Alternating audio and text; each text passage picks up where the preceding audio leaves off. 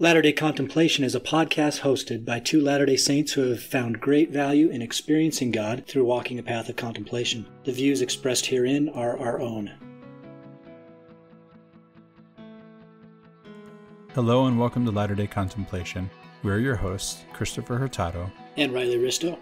Latter-day Contemplation started as an exploration of contemplative practices from many traditions to enhance our discipleship of Jesus Christ.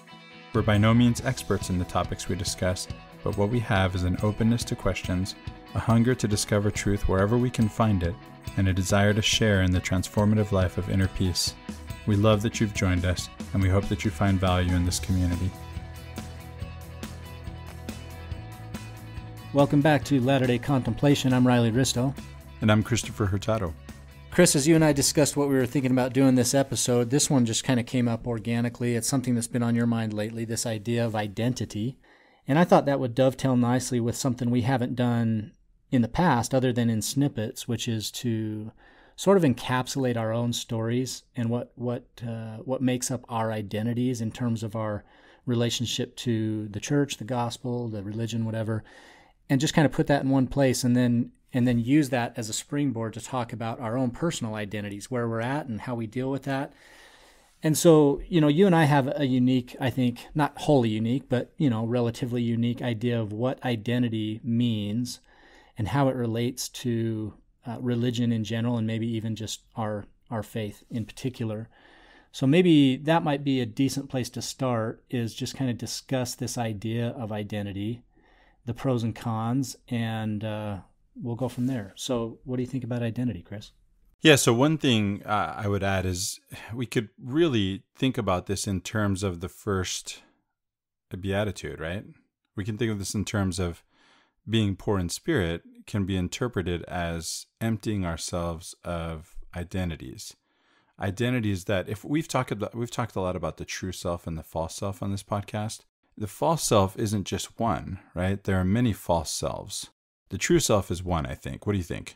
Yeah, one of the things I learned from doing a little study of Hinduism is that there are avatars or personality traits or aspects of an individual. In that case, it's Brahma, the supreme creator God, and you have all these other gods that kind of are pictures of that same God, right? So they represent aspects of that individual. And I kind of look at identity the same way. Like we have our true self, the child of God that's, eternal, co-eternal with God. We were there in the beginning. And to that, we add all these little pieces, and that's what makes us unique. And some of those things are healthy and some of them are not healthy, but eventually they start to form into an identity. It's how we are identified by other people. It's how we might identify ourselves. And those identities, like I said, they can be healthy or unhealthy.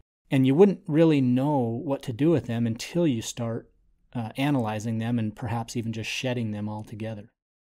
Yeah, I sense a little bit of a tension that I'd love to just hold throughout this conversation, because we've talked about one true identity and then all other identities being false, but we've also said that maybe there's a pro and a con, or pros and cons to these aspects, or even just saying that they're aspects. It made me think of the names of God or attributes of God, and when I say names of God, I think of the Islamic tradition, but we have the same idea in our own tradition, in the Christian tradition, of different attributes of God. And then the other thing that occurs to me in connection with this conversation is going back to the myth of the eternal return again, the book by Mircea Eliade subtitled Cosmos and History. This idea that, well, first, as Latter-day Saints, we feel like individuality is really important and even eternal. It's something that's eternal. And yet it looks like, when you look at what Eliade is saying, that in traditional society, anything that would be not following a pattern, right? Not following a model, what he called an archetype, but not in a Jungian sense, just a model, would be profane. All activities, all things that we do that are following a model are sacred, whether it be planting, harvesting, being given in marriage or taking in marriage. All these things are sacred. And Jesus said that he never did anything save he saw the Father do it. So he just seems like he's really following a model and not trying to be an individual. So again, there's just a little bit of a tension between our very American religion with this very individualistic idea. And by the way, this is something where Latter-day Saints in other countries might actually differ with us if they come from more collectivist countries. Ours is a very individualistic country in that sense. So I feel like there's a tension there, and I'd like to explore it, hold it. What do you think? I mean, I love that idea, and I'm glad you grabbed it, because I can feel that same thing. Even when I was saying it, I'm like, well, how do we decide? How do we decide what is part of our innate nature and what is added to that through our experiences, our influences, our environment, whatever? That's tough work to try to figure that out. But I think it's worthwhile, right? I mean, you talked about different aspects of even deity, so that's interesting, because I mean, you could very easily say, God is just this very simple individual being that has one character that is it's truth, it's goodness, whatever. But even just naming those two things means that there's aspects, there's different viewpoints from which to look at that personality of God. And I think the same is true for us. So trying to figure out maybe it's true identity versus false identity as opposed to true self versus false self. I don't know, but I like this idea and the tension that you identified and trying to identify which of those it is. And really, how do you go about doing that? It's the process that's most important. So if we were to open up that line of reasoning, what is that process for identifying what are the true and I don't even want to say false. I'd rather say innate and additive or something like that, aspects of our personality and identity. Like, how do we go about analyzing or even identifying those? Well, if we would be okay with true and false identities, then we might say that the true identity is innate and the false identity is additive. But then again, there's that tension, right? I sense maybe you're saying something like these additive identities may not be, there may not be something that we brought with us, but it may be something that we take with us. Yeah, they might not be negatives. Yeah, we don't know. I mean, part of the journey we're on here, being on Earth and going through this process, is to actually gain something, gain through the experience of living. And part of that journey is gaining different, whether it's skills or modes of relating to one another, modes of understanding each other. Like, all of these things are additive. Now, I can see a danger in making them a primary identity versus being subservient to kind of like our innateness, our true nature. And so maybe it's less about identifying things as either black and white and instead seeing them in sort of this spectrum or hierarchy even of what is my most important aspect or of myself. And then I think it's much easier to go down the line in rank order and say, well, I know I'm a child of God. I think maybe that's the most important thing about me. And so at that level, we start to relate with our brothers and sisters, these people that surround us in a very general sense, making it easier to love one another. And then you work down from there. And maybe it's those subservient identities that we really need to start evaluating and decide, are these worth it? Do they bring me closer, or do they separate me from the love of God and the love of my fellow man? Maybe that's a process. That's a really important question. So there are a couple of ancient ideas that I want to go into. But first, let me say, to try to hold that tension again, maybe there is a sense in which the natural man is one that's made up of false identities, right? And is thus an enemy of God. But there is a question, right? That's a valid question to ask. If I'm here to gain experience and I'm an eternal being, if there's something I take with me, then, and it doesn't necessarily have to be unique, right? It could be that we all are to learn to be one, right? We have been told this. So maybe in that sense, but then the question is, do we have to be, does unity mean uniformity? And we've talked about this, and we've said we don't think that unity means uniformity. And Richard Rohr is someone who we've mentioned who goes into this too.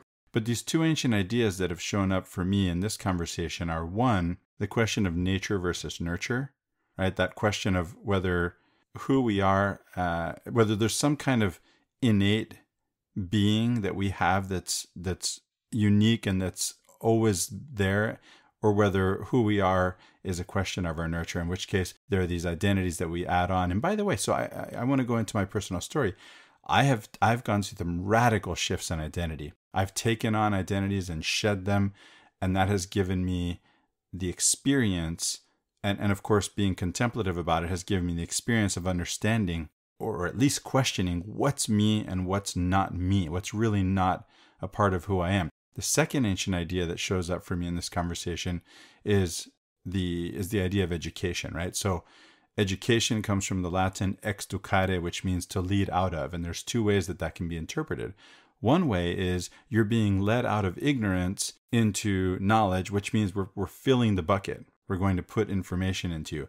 Another way, the Platonic way, is to say that you can't actually teach somebody something they don't already know, that it's actually remembering, right? Remembering, just like we've talked about with the sacrament, right? To bring the things back together again, to make you aware of who and what you already know you are. Bring the parts of the body back into the whole.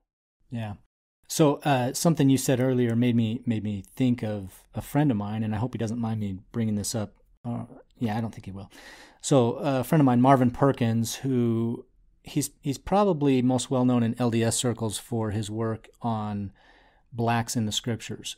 Being an African American man himself, he's had periods of time when he was in distress in the way that he read the Book of Mormon, and so he started looking for another way to understand them, and he came up with this video series, which is all online now. You can go to blacksinthescriptures.com and listen to it. It's great stuff. But the reason I bring this up is you highlighted for me this idea that there are kind of like general secular ways to relate to others, and then there's more like peculiar ways to relate to those within a clan or a group. And they all might be healthy in some respect, and they all might be unhealthy in some respect. And it's just a matter of identifying those. So Marvin is unique because not only does he have this peculiar way of trying to relate to other Latter-day Saints by putting this lecture series together on blacks in the scriptures and about priesthood bands and that sort of thing, but he also has a foundation that's dedicated to this idea that you brought up, which was unity without necessarily having uniformity. And that's called the B1 Foundation, I think is what he refers to it as. So I love that idea because he's holding two truths that are like, coexistent, which is he wants to be more unified with his particular group, which is Latter-day Saints, while at the same time being one or unified with non-Latter-day Saints in a general sense or in a secular sense through his other foundation. And so you can hold both of these at the same time. And so in a sense, it's almost as if he's shedding his identity by taking on additional identity. So that's an interesting thought too. Yeah, I'm glad you brought up the question of skin color. One question we can ask is, if our true identity is as children of God, then does this color of our skin matter? Is that something that something that distinguishes me from someone else in a true identity? Sure, culturally, in a worldly sense, there may be a distinction that's perceived there, but again, is that really a true distinction? Yeah, and usually that's only in combination with something else. So like culturally, only if you're from the same geography, right?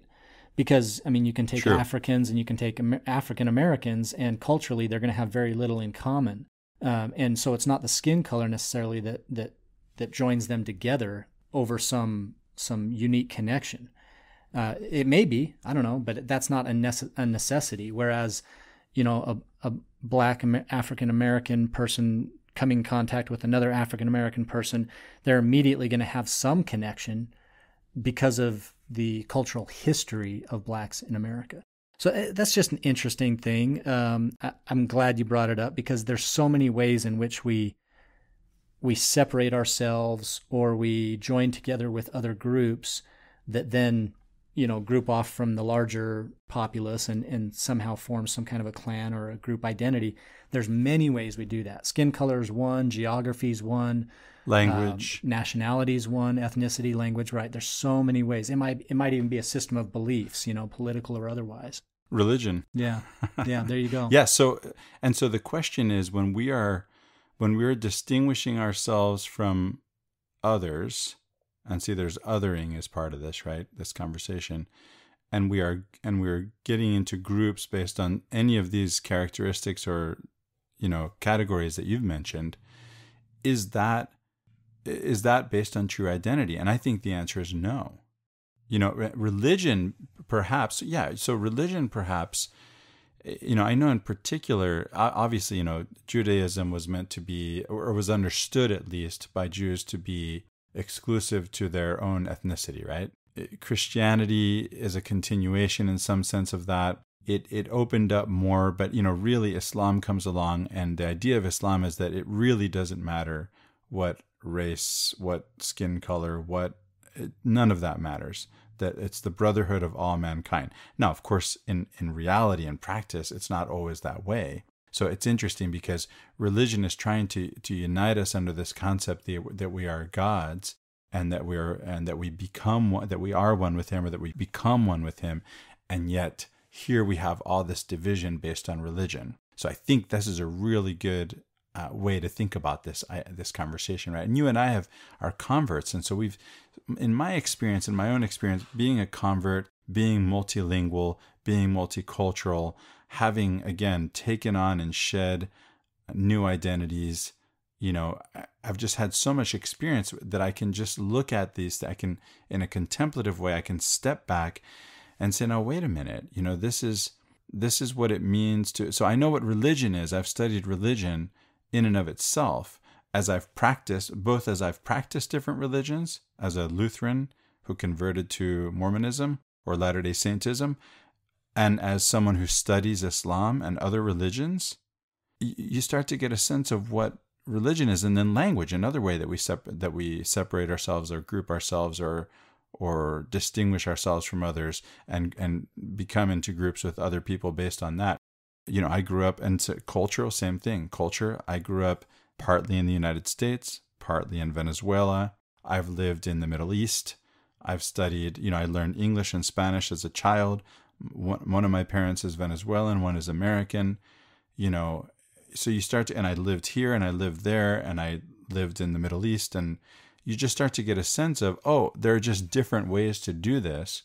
And you become less sure that yours is the only way. Well, you become aware that there are other ways, first of all. And you realize there's not one, and there's not just one way. There's not the only true and living way to do things upon the face of the earth, right? There are different ways to do it. I remember thinking, this is just, I don't know why this comes up. It's just, well, I know why, because it's the thing, right? This is it. If it comes up, it's the thing. So being in Italy, here we have those automatic sinks that turn on, except that they don't. You know what I mean? Like they don't actually, you're trying to move your hands around and figure out, where do I need to put my hands to make this thing work? Well, in Italy, I just stepped up to the sink and stepped on something with my foot that turned the water on. And when I stepped away, the water turned off. And you think, this is brilliant, right? This works. But there's so many things that we do differently in terms of even construction. People come to America from other countries where we build with cinder blocks and think, really, this is a wall? I can put my fist through this wall. What is this, right? And then when they see the frames of the houses, it's like making a house out of matchsticks or something is how it occurs for us. I've always been envious of windows in Europe. Yeah, I get that. I just love them. The way they open up and the sturdiness and the construction of them, to the point where I ordered all new windows for my house that were as close as I could get to European windows. But you bring up a point, Chris, that about, this contemplative way of seeing the world only comes through exposure. Like you really have to experience these things so that you can step back and evaluate them in the context of each other and where they come from. And we did an episode a while back called Cosmic Consciousness that was all about that kind of 10,000-foot view of the world, right? Which you can only have if you're aware of what's around you. So really step one in this process, if we're looking for a process or a method at all in evaluating our identities, would be to experience things and then take a step back and evaluate them, right? Yeah, I would agree. You can't sort of start by evaluating your identity, right? Or your identities, or because you're not aware necessarily. There's this idea of being a fish in water, I love that. And, the other issue too is you're evaluating things out of context. Like they're so abstract to you. You can read about the Middle East and the conflicts that are going on over there, but your understanding and awareness of the actual conflict is going to be expanded if you're there. Exactly. And so who would you rather get opinions from? Some, newspaper article of someone who's never been there and is just reporting events third hand, or someone who's boots on the ground, So that's the kind of experience that I'm talking about, is being open to that so that you can evaluate things in their proper context. Exactly. I have a couple of personal experiences to illustrate this point. Both, it's experiences I've had and experiences I haven't had, and how I've noticed these things, as I've been able to contemplate these things. So first of all, I was in the Middle East at the beginning of the Arab Spring. And so but I wasn't, notice I say I was in the Middle East. Even if I said I was in Syria, I wasn't in all of Syria. And what was happening wasn't happening everywhere. Right? It was happening in particular places. And I saw it on TV just like everybody else, but I was closer to it. I was in Hama when Tahrir Square blew up, when things started happening in Cairo. And I remember going back from Damascus to Amman, Jordan, to catch my flight back to the United States. Talking to the taxi driver, I learned that there had been some skirmishes on the border. But again, this is not something that I saw, and it's only on the border. It wasn't happening in Amman. It wasn't happening in Damascus. It was happening on the border. And when I got back to JFK, I found out about, it wasn't Cairo when I was in Hama. It was Tunisia, I think. And then when I got back to JFK, it was Cairo. And then you hear, after I come home, that Syria just descends into chaos. But it's not Syria, right? There's war in Syria, we say. Well, there's war in certain neighborhoods and certain cities in Syria, right? So I'm not there to actually know what's going on. I'm not on the ground. And I also remember seeing videos on YouTube where you had a guy standing around smoking a cigarette like nothing's going on. And then, and this, I don't think you were supposed to see this, is the idea of this video, is you're being shown something you weren't supposed to see. And then on cue, you get this scenario, which I think was the part you were supposed to see, where they're shooting and all this stuff's going on, and then what I mean. It's just like it's a show that's being enacted that is masking a reality that you weren't supposed to see, but it's showing up at the beginning of the video. And the other example I have is that I've been guilty. I've been guilty of thinking that I know anything about Saudi Arabia when I've never been there. And I've talked to people who come from there, and I've watched documentaries, and I found contradictions between what they said about their country and but I don't know. I've never been there. I can't know unless I go. I love that you're using the news as sort of a metaphor, or, these kind of like live reporting from such and such place. That's kind of like a metaphor, honestly, because there's always someone framing what it is that you're consuming. And that framing is meant to either encourage or discourage you from a certain feeling or action. And, I get this sense in which if there's someone that's recommending something to me, if they're doing it from experience, that carries so much more weight and credibility to me than someone who's just issuing, kind of blanket warnings. And so, you see this play out in the world too. It's like, people who have been through addiction recovery, for instance, to me, they have so much credibility about the danger of drug use.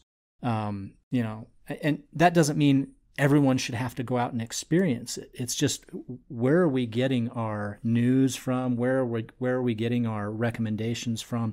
And this isn't meant to be a commentary on media. It's just a metaphor for the larger reality of, where do we get our marching orders from? I would go into media, though, Riley, because actually, if I think in terms of advertisement, I was listening to a book to preview it as a possibility for teaching writing to my kids. I can't remember the name of the book. I think it was something like, it's either the writing practice or the writer's practice. It's a red book. And, I was looking at it as a homeschool dad as something I might use. It creates writing experiences.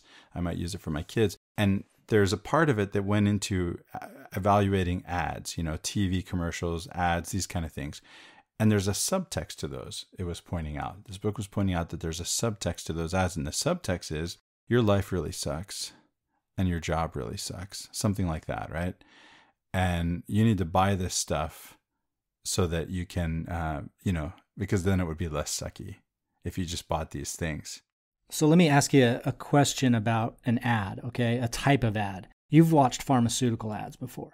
Sure. Every single one of them shows like these happy scenarios where there's a husband and wife and like, I don't know, the husband burns dinner or something and they kind of laugh about it or whatever. But what is the drug that's being sold? Like it's almost, it doesn't pertain to this scenario we're watching play out whatsoever. Someone could be reading a book and then they look up to their ceiling or something and it could be like an ED drug. We have no idea, right? And so it's what that picture is that's trying to be painted for you is just a means of communicating to you, by taking this drug, you will have this kind of life. Or identity. And they might not be connected at all. Yeah, or identity. Like, okay, right. If you own this car. Yeah. So you've got like a scene of a backyard barbecue and someone flipping hamburgers, and it's a blood pressure medication or something like who knows, right? But the message is if you buy this, take this drug, whatever, this ideal life will be yours without making the connection. Exactly. So I think this is where it does relate to identity, because a lot of our sense of what our identity should be it comes from the media, right? And some of it is explicit, most of it is implicit, and we're not even necessarily aware of it if we're consumers of media. But, I'll give you another example. If you talk about, you talk about these health ads, and by the way, to put to underline or underscore that example, remember that at the end of the ad comes the little text that they read really fast. Oh yeah. So this is your side effects can include right death. So here's the reality to what we just painted this rosy picture of, or at least a potential reality that isn't quite so rosy, right? So then there are these advertisements for that seem to imply if you had this car, you would have this partner, right? If you smoke this cigarette or drink this beer, you will have this lifestyle. Right, those kind of, and so a lot of, I think, identity it does relate to this, right? It can be pushed on us. False identities can be pushed on us through advertisement and other forms of media. So, churches use this stuff, and I'm not looking at one church in particular. Really, all of them have some means of advertising what it is they're offering, and it's a lifestyle. It's a certain type of life, right? And so that can be dangerous to just take that as the reason for adopting an identity without putting things under a microscope or any kind of critical evaluation. Well, yeah, going back to what you said earlier, Riley, because maybe the church, whatever church you have in mind, any church that's advertising the lifestyle or the life that you'll enjoy if you join the church. And, maybe it's true. But the question is, can you know that just because you watched an ad? You bring up a really good point, Riley. It's not that different from the other ads we were talking about. So we come back to your point earlier, which is we have to experience things for ourselves. Yeah, and that's and we have to notice. Absolutely, the awareness, right? So if a leader comes out and says, be very wary of taking on these additional sources of knowledge or exploring these various sources of knowledge, because you're opening yourself up to, the devil or whatever, or negative or evil influences. And I've actually heard this as a warning against meditation, which is insane to me, but okay, whatever. That's the kind of stuff I'd be wary of. People who are warning you or disguising their need for exclusive knowledge with these warnings. And I would much rather go to someone who has experienced it and just say, what's that like? And if they say, well, I can't really explain it, it can only be experienced. Okay, fine. That helps me, actually. That is helpful. So I guess this idea of being sheltered or cloistered is one way to strengthen identity at the expense of learning experience. To keep holding the tension that we've created here, we tend to think that there's sort of a one-size-fits-all answer to things. And so it may be that certain experiences or practices are actually beneficial to some and harmful to others. That's possible. I mean, I've seen it. Objective experience, it really isn't a thing because you have subjects everywhere. Everyone evaluates things subjectively based on their own, experiences and their own identities and who they are. So there's really no such thing as the one right way to do something. Yeah, so there are two things that you've said that may seem contradictory, but I think are both true at the same time. One is that we should ask others, and I mean multiple others, about their experience and have them share their own testimony with us, right? Their own experience, they're based on the authority of experience. This is what I think of when I think of authority as experience. And we also have to experience for ourselves. Now, there are certain things we don't have to experience for ourselves, although we can, and we can find out that they were bad experiences. If we have, some of us have to learn the hard way. There are just certain people, and I say this with confidence because I know I'm one of them. I don't learn by somebody telling me, don't touch the stove, it's hot. I learn by touching the stove. And I have learned, and it has been a painful process, but I have learned and I have grown. And sometimes, there's just so many things that come to my mind in a conversation like this. Here I'm off on the idea of we have to trust in God that, our children or our spouse or our friend is going to be okay in experiencing what they experience and learning what they need to learn in their own way. And this is an important reminder for all of us, including me, because I also tend to fall for the illusion of control. I'm always seeking after this illusion for control, that I don't have.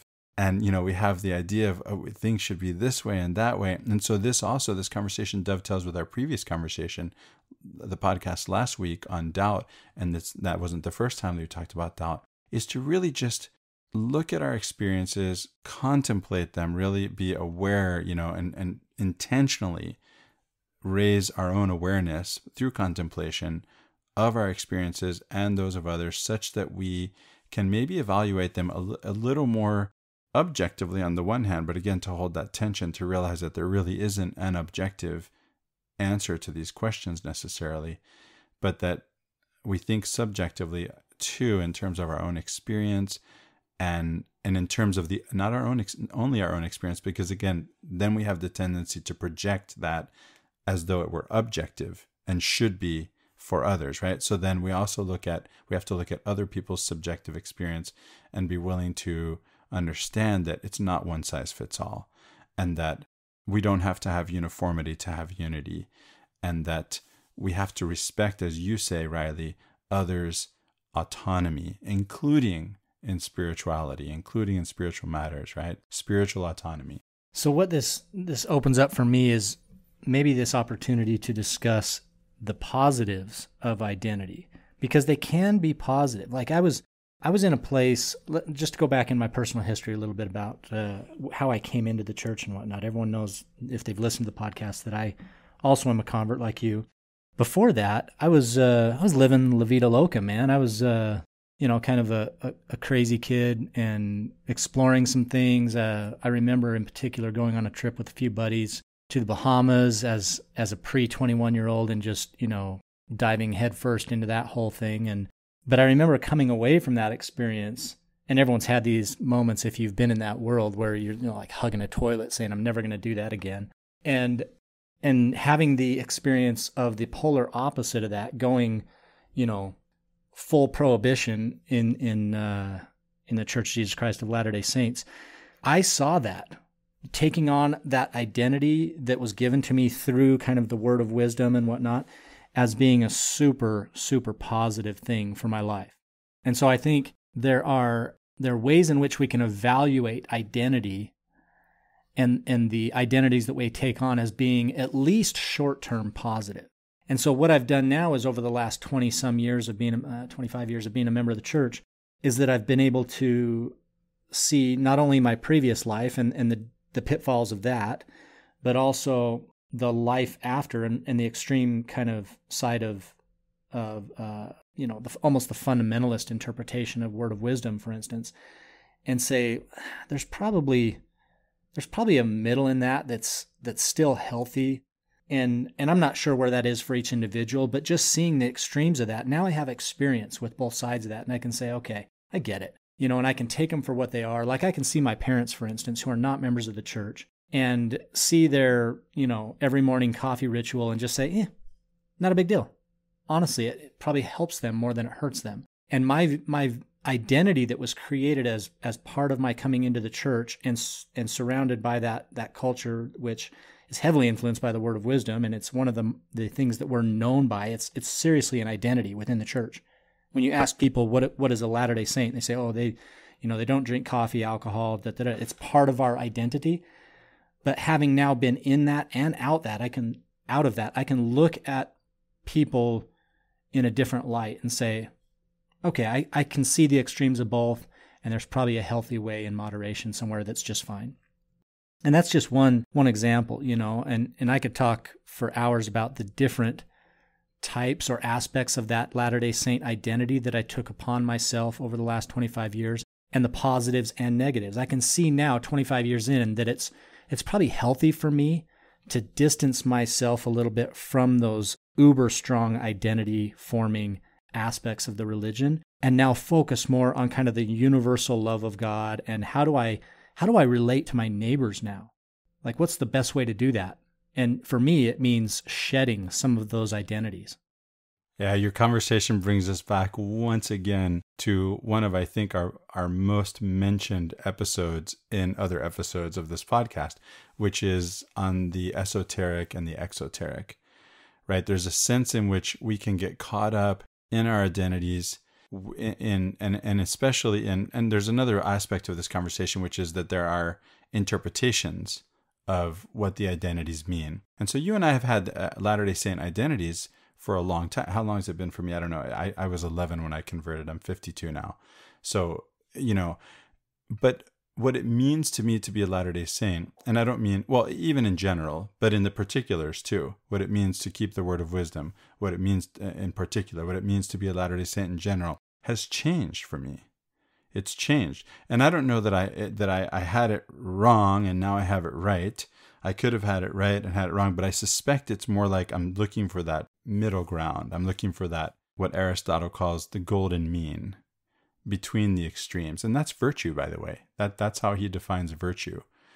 Virtue, not chastity. And many Latter-day Saints, not all of us actually, obviously live in Utah. But in Utah, I've experienced as a professor of philosophy in Utah, the idea that people think that the word virtue means chastity.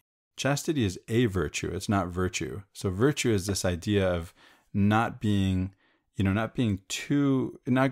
either direction too far, but finding this golden mean. So, for example, to be courageous means not to be too cowardly, but it also means not to be foolhardy. Where angels fear to tread, fools rush in, and that's foolhardiness. But you have people who are cowardly, right? So somewhere in the middle is courage. And how much, what is the right balance, right? What is the right balance is not an easy question, and it's not a one-size-fits-all answer either. We have to find that balance, and we have to experience to find that balance. We have to have our own experience to find that own balance for ourselves. And finding the balance, like I'm relating this to actual balance, like physical balance. I have a balance board. A friend of mine bought it for me. And it's one of these boards that sits on a cylinder, and you have to find kind of the middle between them by swaying back and forth. And when I first started, I was like, you put 2 feet down and instantly you just go boom on one side. You just basically fall to one side or the other.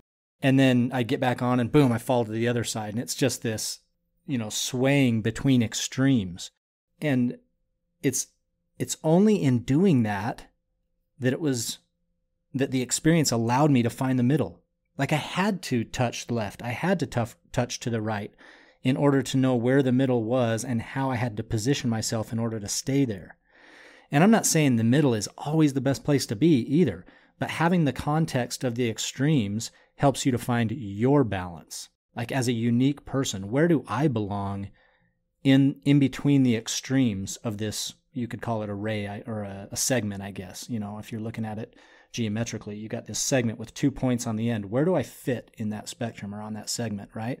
So I think for a time, and and this is unique to every situation, but for a time it can be helpful to live in extremes.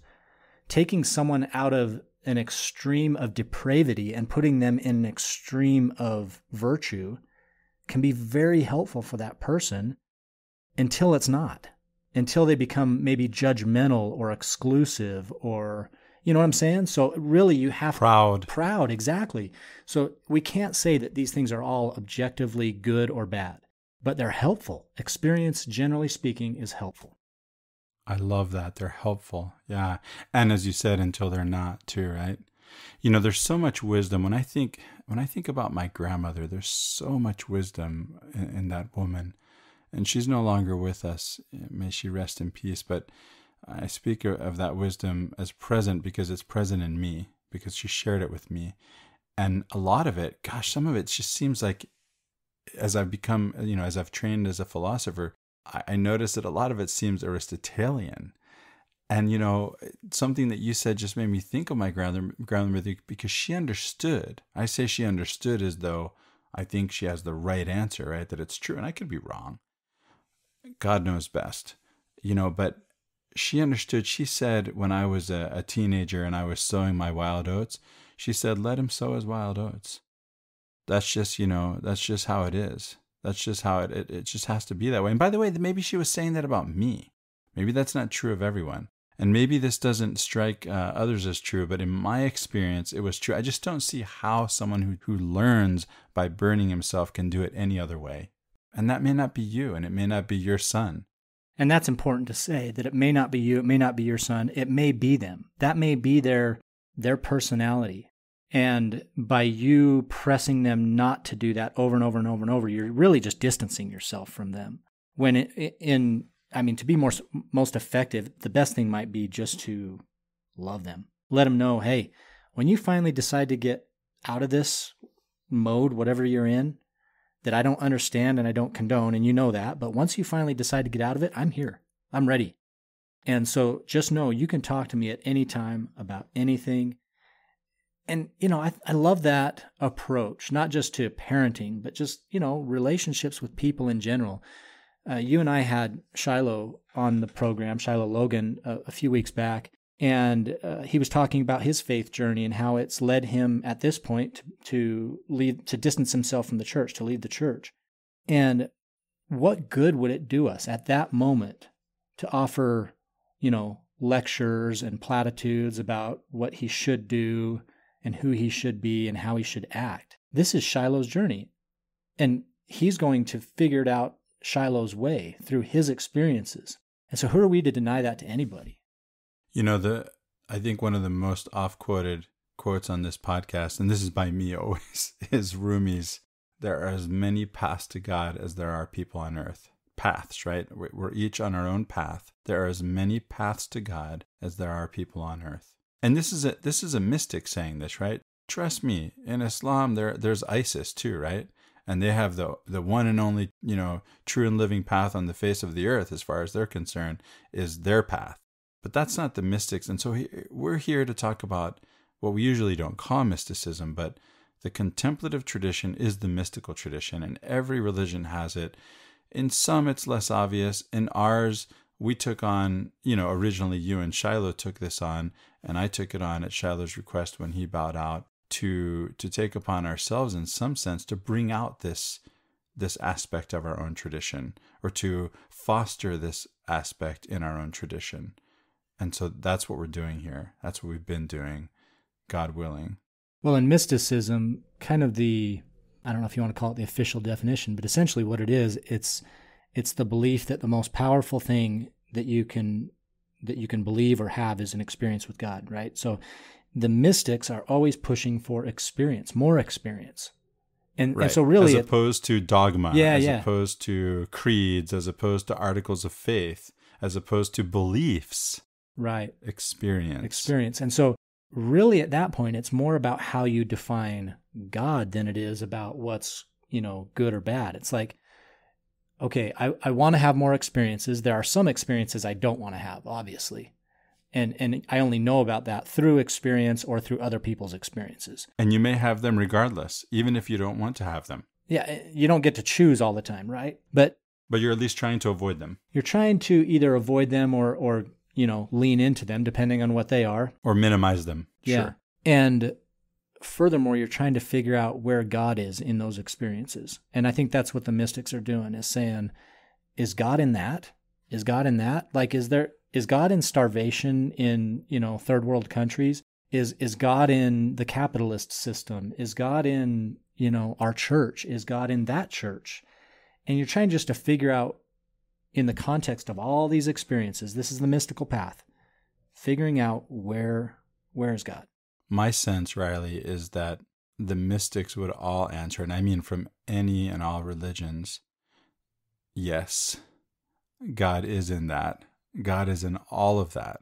And so if you think about the opposite extreme again, the dogmatic extreme, the articles of faith, the creeds, the dogma, right? Those answers are, no, God is not in this, or he's not in that, he's only in this, right? And they may be right to some extent, right? Like there's a sense in which obviously those things are the inheritance of generations of experience. And the kind of God someone wants to experience is found in keeping those creeds. But there's a whole set of people who say, my God is bigger than that, and I want to experience more than that. Well, go ahead then, and you'll find him. You'll find the God you want to experience, even outside the creeds. It sounds like you're saying, tell me if I'm misunderstanding you. It sounds like you're saying something like, it makes me think of my grandmother again, that there are people who have been, experiencing God since long before you and I came around, and they've passed down their wisdom, the experiences they've had, they've shared them.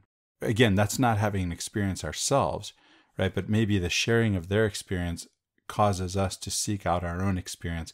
But there's wisdom in the experiences that have been passed down from our forefathers, right? From our ancestors.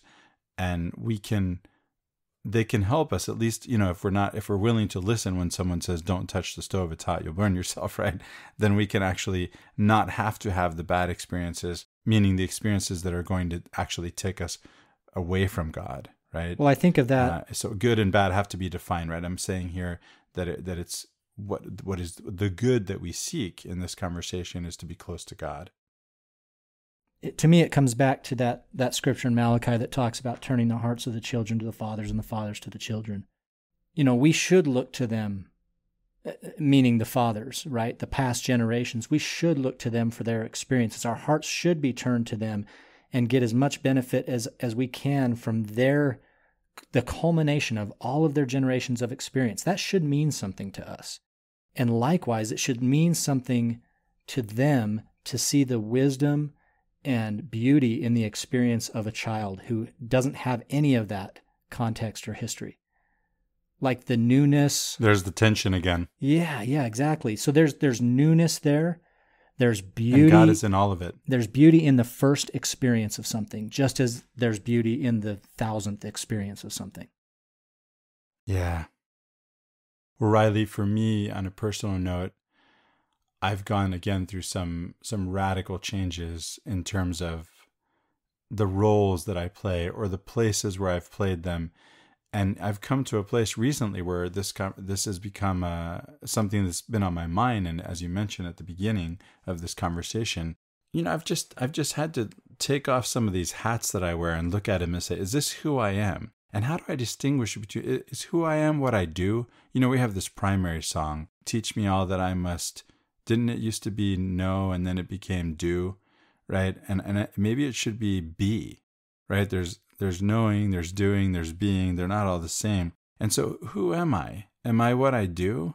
And so even if I end up with the same hats, as I call them, the same identities, I just think it's valuable. The contemplative practice is to take off the hat and examine it, to look at it, and to say, is the thing that I do? Because maybe I have to do it, but that doesn't mean it's who I am.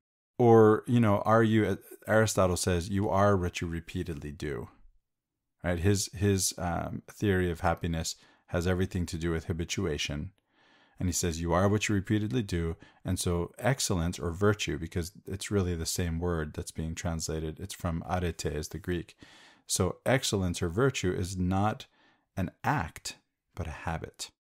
And so I have to look at these identities and I have to consider, I recently, I quit social media years ago.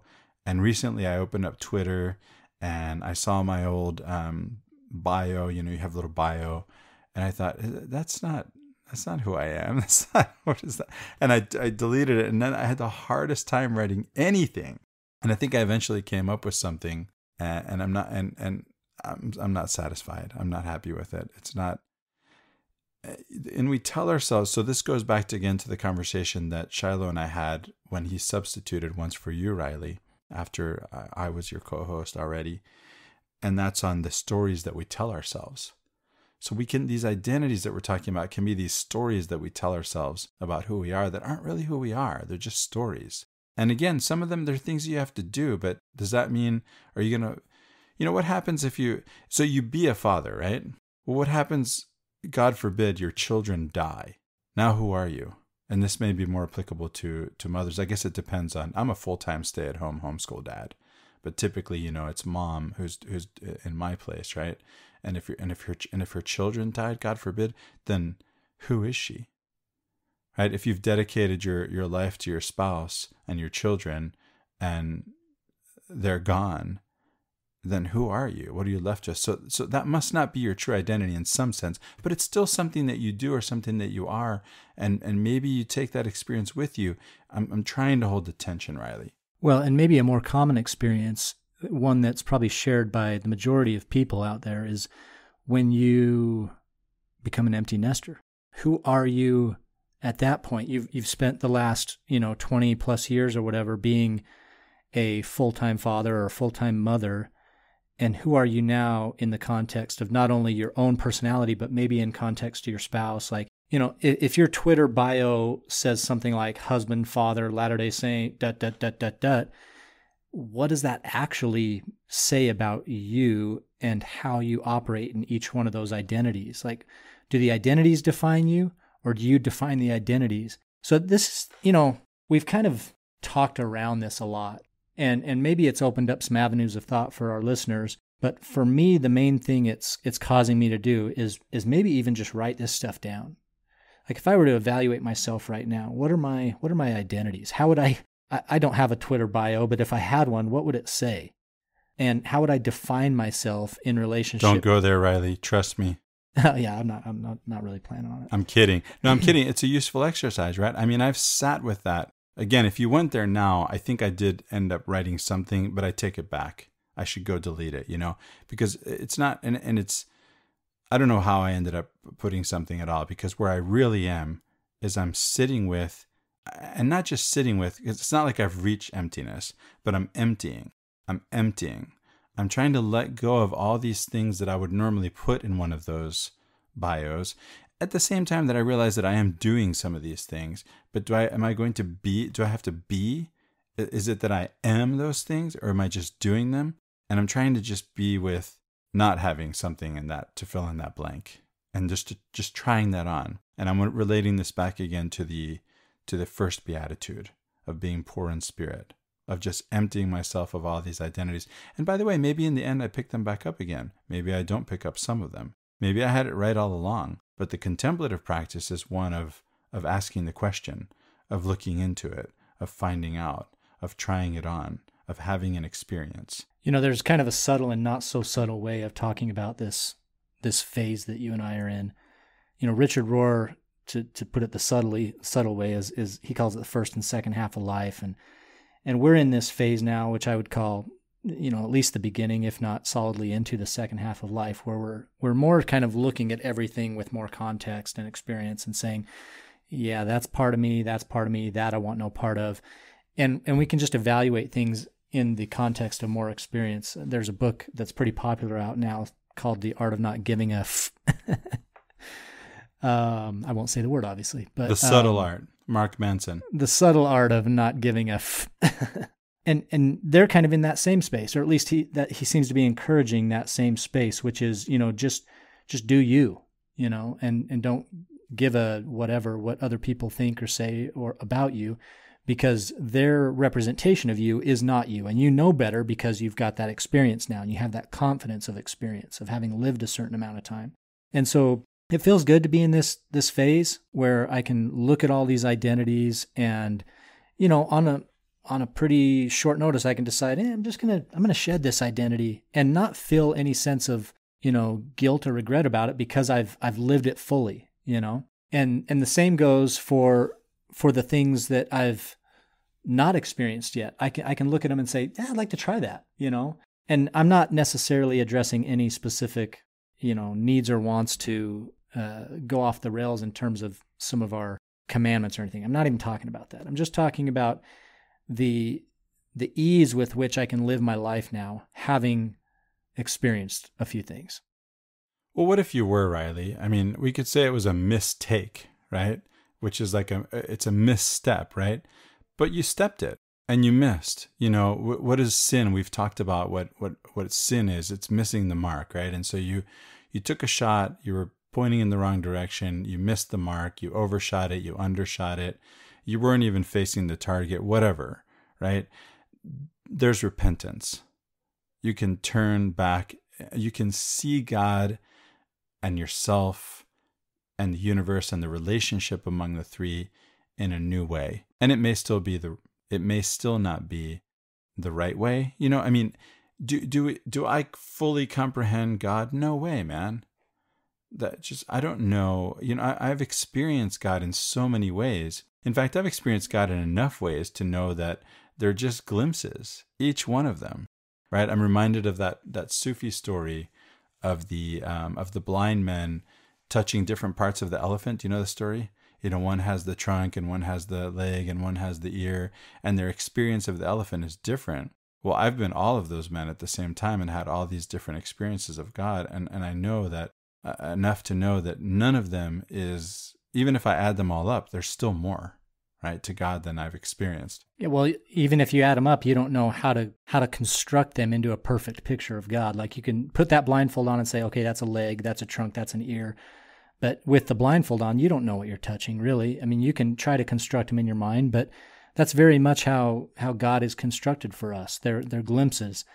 And we each come to our unique ideas about that through experience, our unique experiences. So, I've enjoyed this conversation. I think what it does for me, again, is it's at least opening up the idea that, hey, you need to evaluate this stuff and think about this. Who are you, really? And who are you in your own eyes? Who are you in God's eyes? Who are you in the eyes of those who surround you?